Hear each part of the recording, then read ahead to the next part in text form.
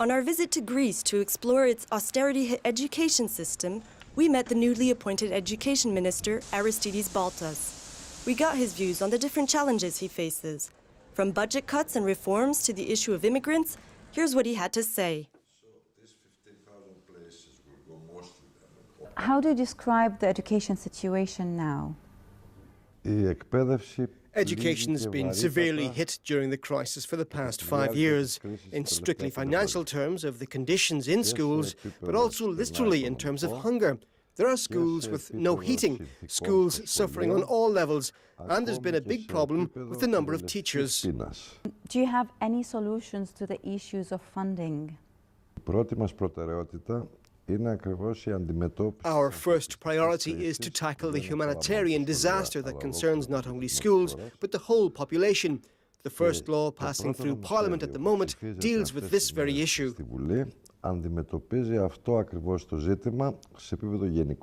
Apart from the humanitarian issues, does this mean that education is not a priority? In parallel to tackling the humanitarian crisis, we would like to tackle a range of troubles affecting the education process within schools. How teachers deal with children, how phenomena like bullying are to be tackled, and how the curriculum can help.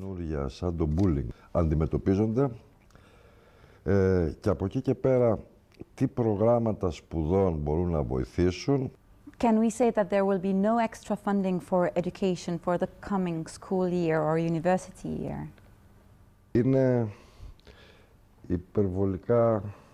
It seems harsh to say no. There is hope that we will be able to save some resources to assist universities as well as the education system, because, as I said, it's a primary commitment of the government.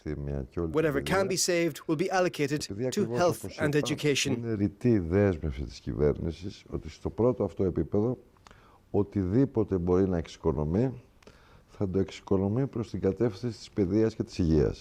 What can you promise Greek students? We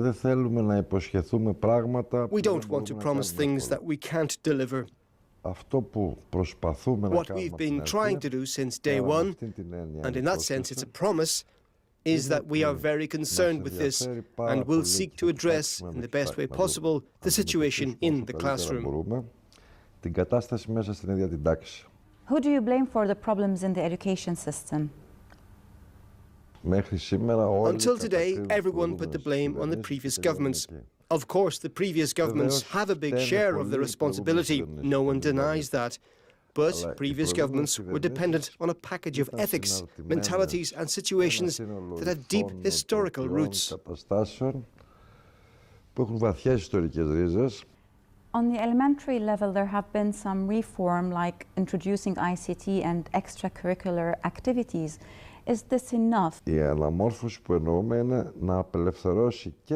transformation that we want to bring in aims to free the teacher from their blind implementation of the curriculum, to give the teacher the possibility to consult many books, which doesn't happen today. At the same time, we want to give more options to the children.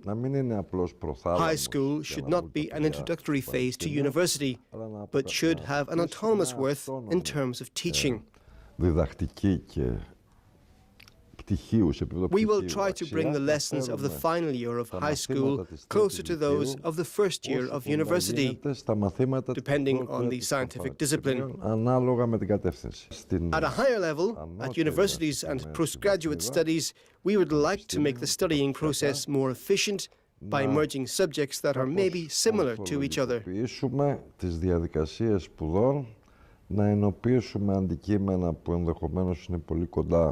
Is the education of immigrants on the top of the list of your agenda?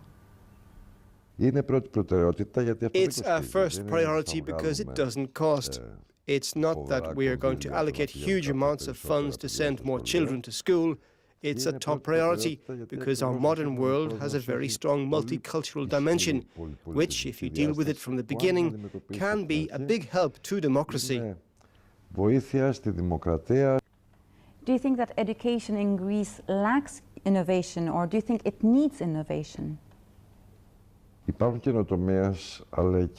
There are innovations, but the system is not innovation-driven. There is not a holistic restructuring concept that will integrate existing innovation and at the same time create space for new ones.